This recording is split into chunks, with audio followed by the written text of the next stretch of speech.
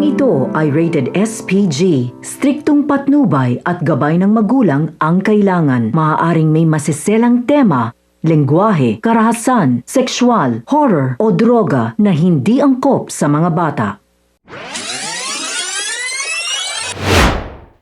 Mga kapamilya, narito ang mga pinakamainit na tagpo sa FPJ's Batang Quiapo. Kung inaakala ni Tisay ay maiisa na siya ni Tanggol, pwes nagkakamali siya dahil sa naplano na nga ni Tanggol ang lahat.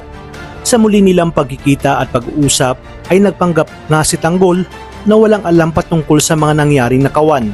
Dito siningil ni Tanggol si Tisay at tinanong kung paano nito mababayaran ang utang. Sumagot si Tisay na kung pwede daw bang pag-ipunan niya. Ngunit sinabi ni Tanggol na kung gusto nitong mabayaran siya ay makipag-date ito sa kanya at sumama nang makilala ni Tisay kung sino talaga siya. Dito ipinakita ni Tanggol ang ilan sa mga mamahaling sasakyan, kaya naman mas lalong naengganyo si Tisay na sumama, lalo na nang makita niya na napakarami palang mamahaling sasakyan si Tanggol. Dito dinala ni Tanggol si Tisay sa isang lugar kung saan nakaabang at nagtatago ang kanyang mga kaibigan. Sinabi ni Tanggol na mag-isa lang siya doon at ipinakita niya na interesado siya kay Tisay. Inalok niya nga itong uminom at dito naisip ni Tisay na lagyan ng pampatulog ang baso ni Tanggol. Gumawa siya ng paraan para umalis si Tanggol, ngunit wala siyang kaalam-alam na pinagmamasdan siya ni Tanggol sa mga nakapalibot na CCTV sa lugar.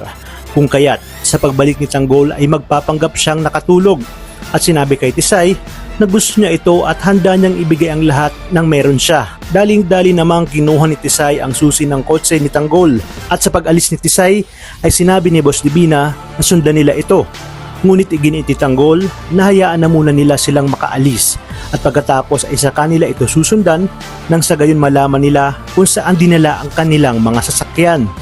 At matapos makarating si Tisay sa kanilang bodega ay kaagad na nga natrack ni Tanggol ang GPS at naganda nga sila sa isang malaking bakbakan at paglusob.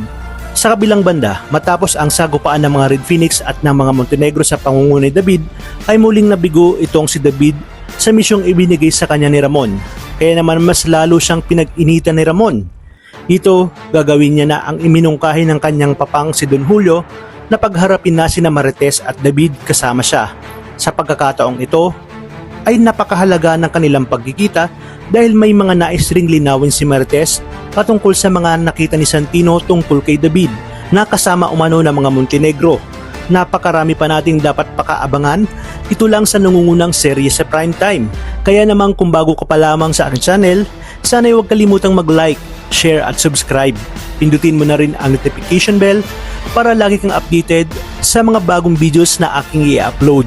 Maraming salamat sa inyong panonood at pagpalain tayong lahat, kapamilya.